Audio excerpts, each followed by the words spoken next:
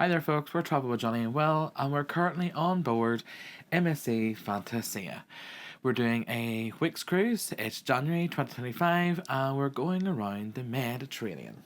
This is our vlog all about the day in which we docked in the port of La Goulette, which is a port in Tunisia. And it's our day 6. Yeah. So we decided that we weren't going to get off today. We had visited Morocco before, and weren't really that keen on it.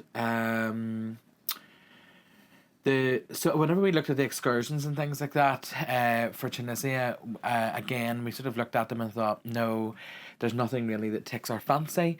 And obviously we'd been reading about coming to Tunisia and about their customs and things, and obviously the advice and things that MSC give is to use the tours that they have as opposed to going it alone.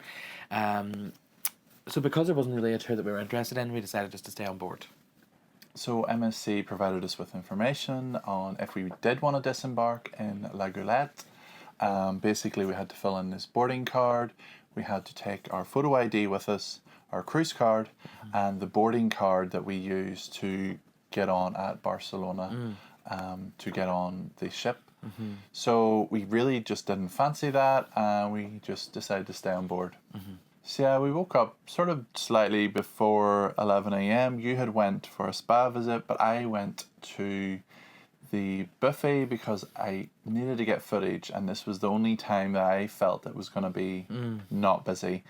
And luckily it wasn't. Then I went for a swim.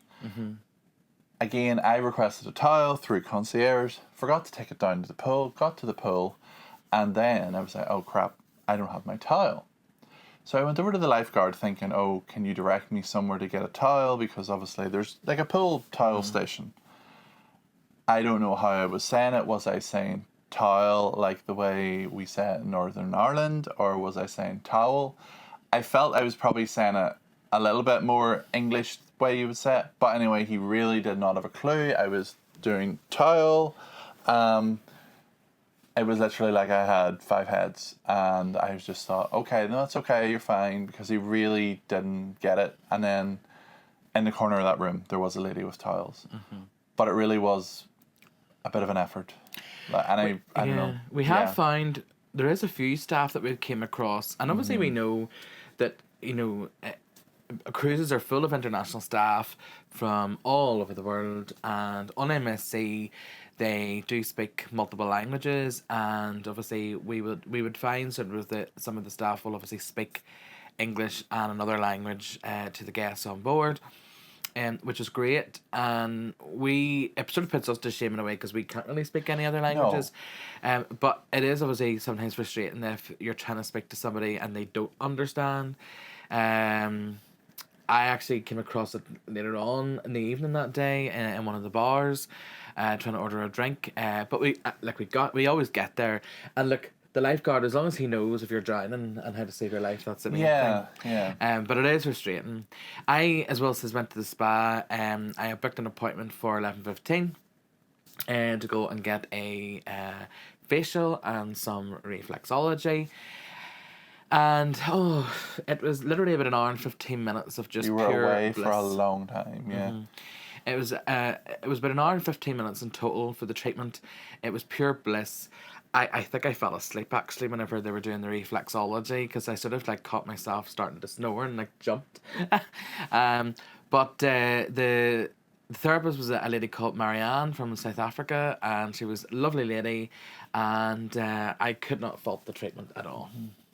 There are plenty of other treatments available at the spa. Here is a look at the full list of treatments and the prices.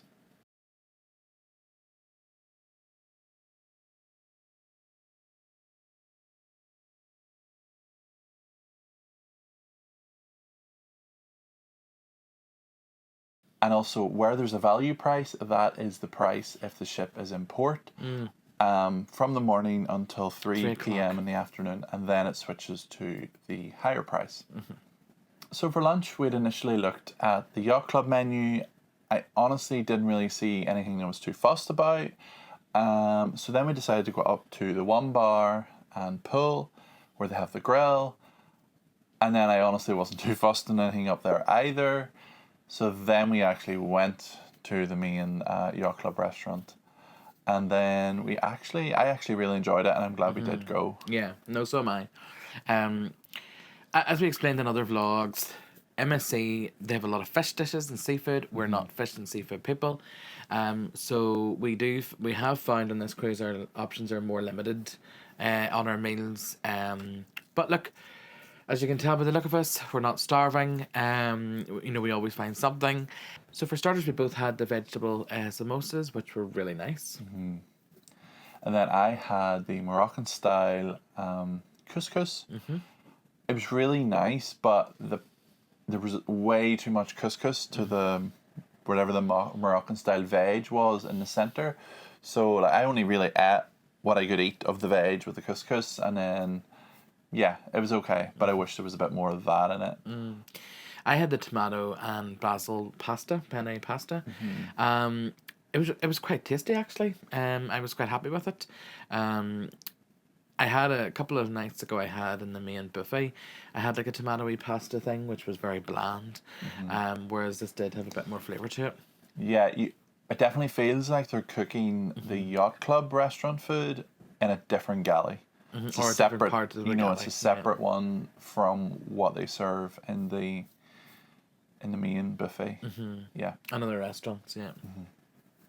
And then we actually had dessert. We really shouldn't have had this, but we didn't have breakfast, so that's our excuse for having Yeah. dessert at lunch. I had the apple crumble pie, which was incredible. You were impressed with that? Yeah, that was really top notch. I had a thing called floating islands, which have these little like egg white meringue sort of things sort of dotted on top of the dessert. It's very nice. But we'll put a picture in so you can see for yourself.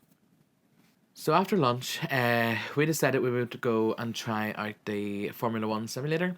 We actually found out that our Voyagers Club points, because we are gold members, one of the perks was that you get a free go in the F1 simulator. So we sort of thought, it was like, oh, we'll go give that a try. Yeah, and we had seen it the day prior because we were at the 4D cinema, and I thought, oh yeah, that might be good. So before I even went to do the transaction, the guy looked at me and was like, oh, do you want to try it first? Because obviously I'm almost 2 meters tall. But unfortunately I didn't fit. So where they have the screen in front of you, it's not an actual like TV. It's a projector screen that actually lies behind where you sit, and it projects for the image forward. But I couldn't like properly sit down without my head blocking the projector, so I couldn't do it. Yeah, unfortunately. Yeah. I would have probably been afraid of getting stuck in it.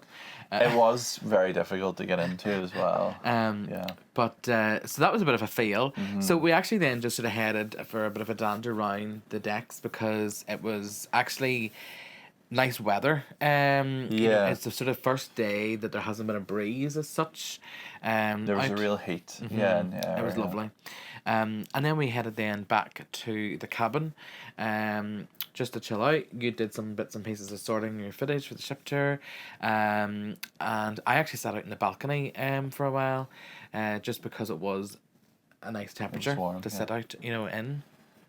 So the night before, we received an invite to a special afternoon tea held at 4 p.m. at the Topsail Lounge exclusively for Yacht Club guests. And this was actually really cute. It was run by all of the butlers from the Yacht Club bar, and basically on arrival we were handed champagne. All the tables were set out with for tea, and basically we received a little tray with sandwiches, scones and little sweet treats, and then we were asked what tea we wanted, and we were given this cute little tea timer, so it was like 3 minutes for a light, 4 for medium and 5 for strong tea, and you just let the time run out. It was a really nice touch, and it was sort of nice to interact with the butlers again, and you could tell that they sort of, it was like an enjoyment of the week for them nearly, And I think for once then the lounge was quite busy then, because most people then went, and there was a guy playing the piano, so it did create a nice atmosphere, and a nice bit of a buzz around the place, because we have found that in yacht club, people do use the lounge, but they people just come and go at different sort of times.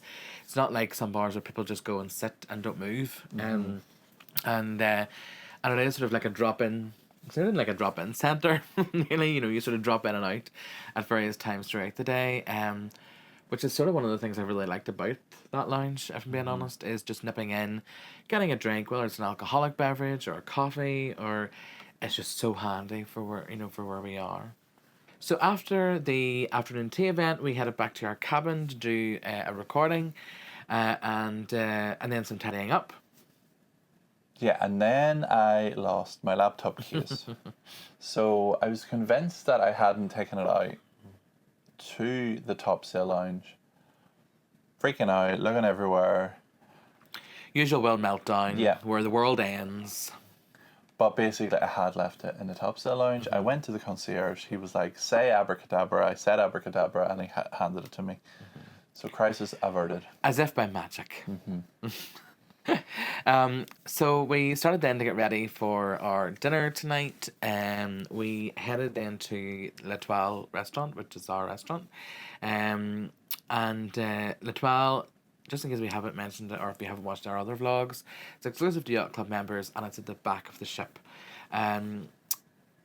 It's sort of tucked away out of the way, and as such on deck 15, there is pools out the back of it, and a pool bar. But unless you're at that pool bar, and then coming in that sort of door, you probably wouldn't know that it was there. You wouldn't come across it. No. Yeah, no. So it is obviously it's quite exclusive. But if you do struggle to get there, your butler will escort you if need be. However, we have found our own way there. Yeah, so here is a look at the menu. There wasn't too many things again that we liked the look of. But what we decided to go with was we both started with the veggie spring rolls. Yeah. And that had A hoisin the hoisin and peanut butter sauce. Which was unreal. And then I had the Middle Eastern falafels, which was, what was it? It was fritters, tomatoes, lettuce, a tahini, and little pettas. It was really, really good. And I had the mignette of pork fillet, which came with a truffle mash and some veg. Truffle, was that nice? Oh. I would have hated it. It was gorgeous, actually. Will just literally has the I love blandest like taste. the driest, plainest mash. Like no butter, no milk, no nothing. No, nothing. The just now spud thrown on the plate. No, the truffle mash was actually really nice. And then for our dessert, then I had the opera cake, which was absolutely magnificent. And it had a little yacht club logo on it. No, it didn't have a yacht club logo. Oh, on the side of it. Yeah. Printed onto the chocolate. It was I printed onto the chocolate ends, but on the top of it, which was a nice touch, there was a treble clef. So what else? Yeah. I had a cheese selection with the crackers, and it was fine. Yeah.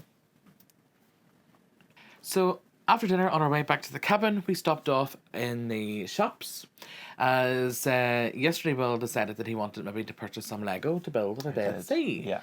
So Will got his Lego.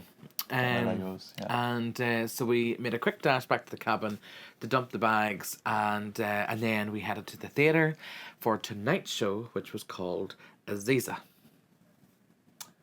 Yeah, what are we going to say about Aziza? So, if I read what it said within... Read what it says first. It was set in a mythical West African forest of fairies and elves. Yes.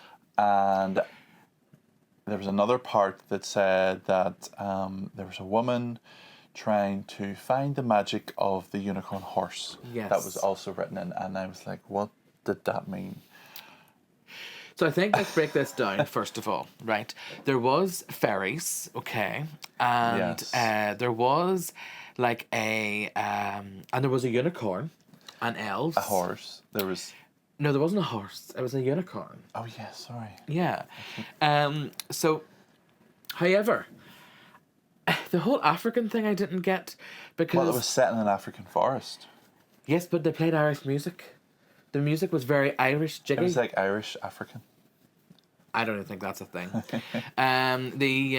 But so like the music was very Irish, and then basically the guy who was like the lead solo dancer, dressed like a leprechaun with like a green top hat. Like, I don't know, I've never been to the jungle in Africa, but I don't think I would see a leprechaun or a unicorn. Yeah. Well, why don't you have a look and let us know what you think?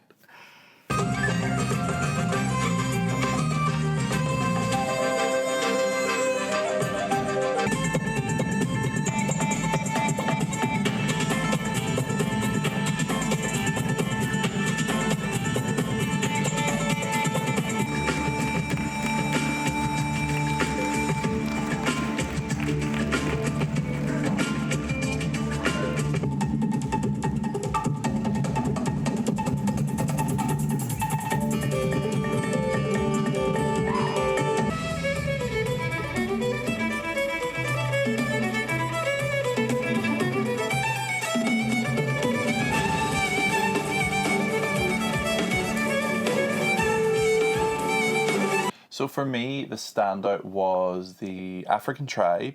They were very good. Yes. And the contortionist within that. Although the contortionist did make me feel very uncomfortable. He freaked you out a bit. At times. We didn't even put any videos up on our story about it because we were like, is this inappropriate? It felt weird. It felt weird, but it was very talented, obviously. Yeah. Look, what did I tell you? I think, to be honest, the show I would sum up by saying bizarre but good crack. Magically weird. But magically weird. And I sort of left and we were walking along and we were walking along to one of the lounges and I had a bit of a titter to myself. I started laughing and I was like, what are you laughing at? And I was like, oh, I was just thinking about something in the show that happened. And yeah, and as the evening went on, I couldn't really get this out of my head. It was so bizarre, but it was fun. And as we've said before, see if you go on an MSC cruise, just accept that the entertainment is going to be different than other cruise lines like Marella, P&O, Ambassador, Royal Caribbean, the ones that we've sort of done. It's very different because they're trying to entertain people of multiple nationalities. Yeah. And this show did that. Oh, it did. It definitely There was did. very little singing, very little... There was one song There was one song, that she sang. and I didn't really understand what the song was. No. It was something to do with flying. It felt very defying gravity, and we'll maybe show you here, but it felt very defying, like a defying gravity moment. With the big skirt. Yeah. But it was very, it's very watchable. So I wanted to go to the Linsolito. We probably murdered that pronunciation. I looked it up. It sort of means like a mysterious place. Bar at the back on deck 7 because we hadn't spent any time there at all. But unfortunately, when we got to the bar, it was covered in these tiny little tiles, and Like a mosaic. would suffer from like trypophobia. So I don't like things that are like a real pattern or like lots of little holes. So I just felt very uncomfortable at the bar. So we managed to sit at a different seat away from that. But then there just wasn't really much happening there. There wasn't at that point, no. I think the music had sort of finished and there was a bit of a break.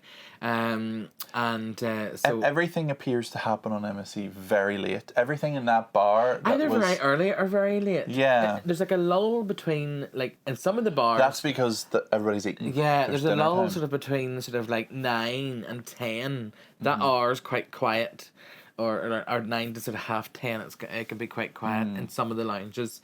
But as Will said, there's like a set dining time of like 9:15 or something like that, or 9:30. So you're talking hundreds of people are scoffing their dinner. No, and we're like, no, we're ready for our supper.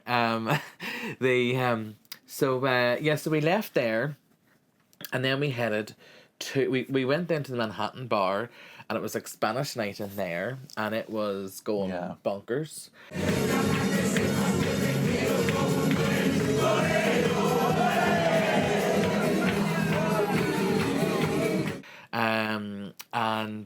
And then after that we left there and we went to El Cappuccino bar, which is on deck 7. Yeah. And the good thing about this time, it was around like 9:15, so the second seating had all left that bar. Yeah. And there was plenty of seats. It was slightly later than that, actually, but as you say, everybody was in there. Around that, 9:30. Everybody yeah. was sort of in, like, eating, so therefore we were able to get a seat, no problem. I then had a few Mai Tais, which were lovely. And I had some mango mojitos. Yes. And then that great singer was singing in the atrium. He sings all little Spanish songs. He's a really good singer. He sings... Every time I hear him singing, I'm like, is this a CD? Because he has a very good voice. Recordable voice? Yeah. Is it Spanish or was it Italian? Who knows? We don't know at this point. We just know that, see, whenever we come to MSC, we just know there's certain wee songs that we hear on every time, and we love these wee songs. We wish we knew the words. But some of them, if we go to that atrium, if we went every night, we would hear those same songs. Yeah. They sing them every night. They must be like really like party tunes. Yeah. Do you know, like in the UK, like, you know, on a P&O cruise you hear, or like a, you know. Come on, Eileen. And Yeah, or Sweet Caroline, you know. It must be like the equivalent of that in Spanish or Italian. We really should do more research into this. Well, so we had a few cocktails here. We actually got some potato crisps, which was great. And then we retreated down back to the Top Sail Lounge to finish off our night. Again, we had a couple of cocktails. I was still on the Mai Tais. Yeah. You still had another mango. I had a passion fruit. Oh, a passion fruit mojito. Because it was recommended by the bar server. Yeah, so it's good. And then you had a Bailey's coffee. Yep. And we had ordered room service. We fancied pizza. So we ordered room service pizza. And like by magic, the concierge made it happen. And it was there in our cabin for us coming back. And the pizza. The pizza is so good, yeah. My goodness. If we, like... I wish we were being real gorbs, you know, and like literally able to work our way through that pizza menu. But no, we wouldn't be able to get off the ship if that was the case. We would die. Having the concierge between our cabin and the bar, and just being able to go, oh, concierge, we want this, this, and this from the room service, and then finishing our drinks, and then come to the room, and it being there is a wee bit of a game changer. Yeah. It makes you want to order the room service because you're not waiting on it. You're not like, is it going to be there? It's always been promptly delivered. It's always warm. It's everything that a good room service should be. Yeah. And that guy at concierge, he's always there. He's never left. I don't know. Like, night and day. Yeah. Maybe there's like an electric like field around. Probably not. Zapped or something. I mean, like, he's just always there. I've never seen him not there. That was our day. In La Goulette, but not in La Goulette. Yeah. But we've had a really enjoyable day on board MSC Fantasia. Yeah, so if you've liked this video and you found it useful, please consider giving us a thumbs up down below. Don't forget to click subscribe and ring the bell so you don't miss out on our next video. Thank you so much for watching. Bye. Bye-bye.